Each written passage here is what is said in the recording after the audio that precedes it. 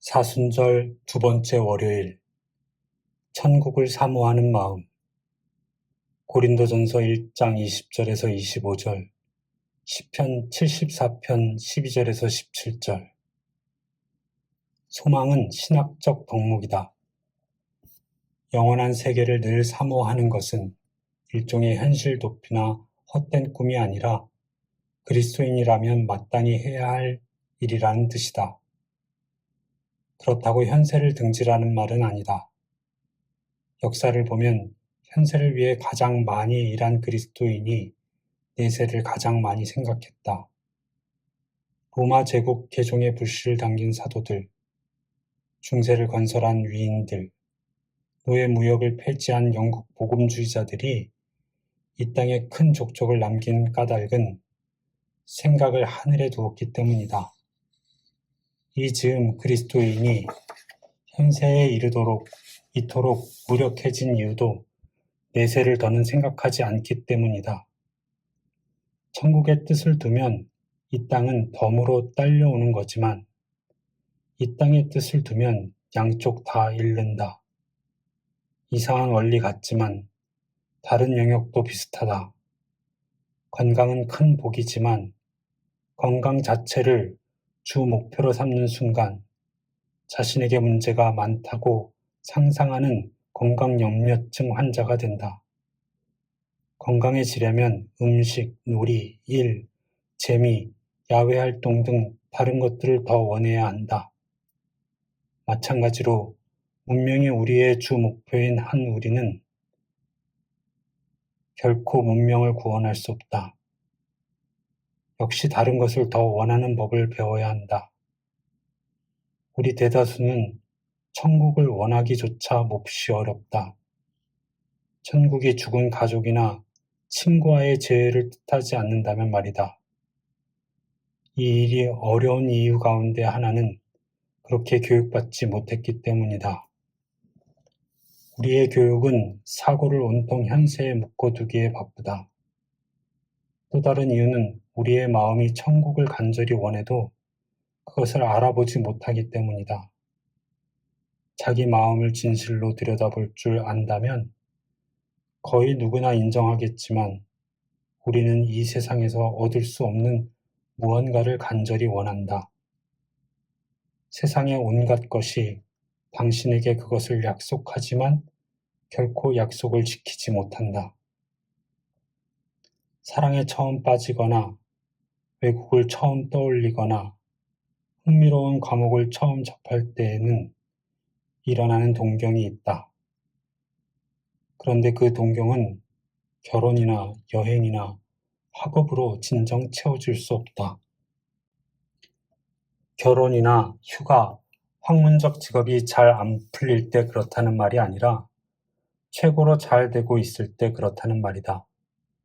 동경의 첫 순간에만 잡힐 듯 하다가 현실 속에서 바로 사라져 버리는 무언가가 있다. 무슨 뜻인지 다들 알 것이다. 아내가 좋은 사람일 수도, 호텔과 경치가 훌륭했을 수도, 화학 공부가 꽤 흥미로울 수도 있다. 그런데도 뭔가 우리를 비껴나가 버렸다. 이 사실에 대처하는 두 가지 잘못된 방법과 한 가지 옳은 방법이 있다. 첫째, 어리석은 자의 방법. 환경을 탓하며 평생 이렇게 생각한다.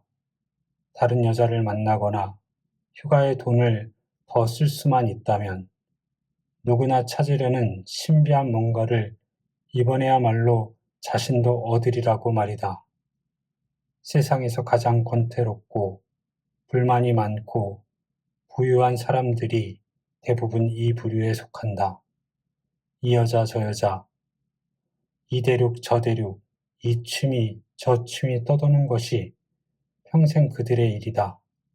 이번에야말로 진짜라고 생각하지만 언제나 실망할 뿐이다. 둘째, 환멸에 빠진 교양인의 방법. 몽땅 허튼 소리라고 곧 결론 짓고 이렇게 말한다. 물론 젊어서야 무지개를 쫓아다닐 수 있지만 내 나이쯤 되면 다 포기하게 되어 있어. 그래서 과도한 기대를 버리고 안주한다.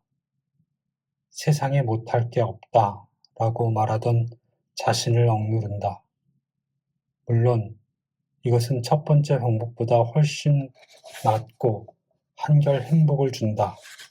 사회에 끼치는 피해도 적다. 이들은 독선적인 경향은 있지만 대체로 그럭저럭 편하게 살아간다. 인간이 영원히 살지 않는다면 이것이 최선의 길일 것이다. 그러나 무한한 행복이 정말 우리를 기다리고 있다면 어떨까?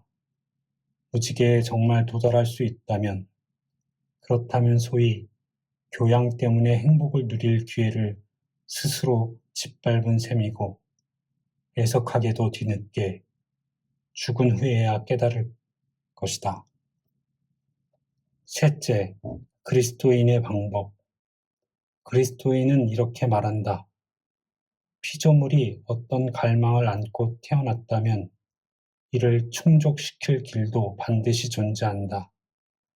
아기가 배고파하는 것은 음식이 존재하기 때문이고, 우리가 헤엄치고 싶어하는 것은 물이 존재하기 때문이며, 사람이 성욕을 느끼는 것은 섹스가 존재하기 때문이다. 내 안에 이 세상의 어떤 경험으로도 채워질 수 없는 갈망이 있다면 가장 개연성 있는 설명은 내가 다른 세상을 위해 창조되었다는 것이다. 현세의 모든 낙으로도 갈망을 채울 수 없다 해서 우주가 엉터리라는 증거는 아니다. 어쩌면 현세의 낙은 본래 그 갈망을 채우려는 것이 아니라 갈망을 불러일으켜 실체를 가리켜 보이게 하려는 것이다. 그렇다면 한편으로 현세의 복을 멸시하지 않고 감시하되 그것을 실체로 착각하지 않도록 조심해야 한다. 그것은 실체의 그림자나 메아리, 신기루일 뿐이다. 내 안에 본향을 사모하는 마음을 살려두어야 한다. 본향은 죽은 후에야 가는 곳이다. 그 갈망을 묻어두거나 밀쳐내면 안 된다. 그것을 삶의 주 목표로 삼아 그 나라를 향해 달려가야 하고 다른 사람들도 그렇게 하도록 도와주어야 한다. 검은고나 뜯으며 영혼을 보내고 싶지 않다면서 천국에 대한 그리스도인의 소망을 조롱하는 경박한 무리가 있는데 거기에 전혀 신경 쓸 필요가 없다. 이런 사람들에게는 어른이 읽는 책을 이해하지 못하겠거든 입에 올리지도 말라고 답해주면 된다. 당연히 검은고와 면류관, 금 같은 성경의 모든 은유는 형언할 수 없는 것을 표현하려는 상징적 시도일 뿐이다. 악기가 언급된 이유는 많은 사람에게, 모두는 아니지만 황홀경과 무한성을 가장 강하게 암시하는 것이 현세에서는 음악이기 때문이다. 면류관이 언급된 것은 하나님과 영원히 연합하는 이들이 그분의 영광과 능력과 기쁨에 동참한다는 사실을 암시하기 위해서다. 금을 언급한 것은 천국이 그만큼 영원하고 값지다는 뜻이다.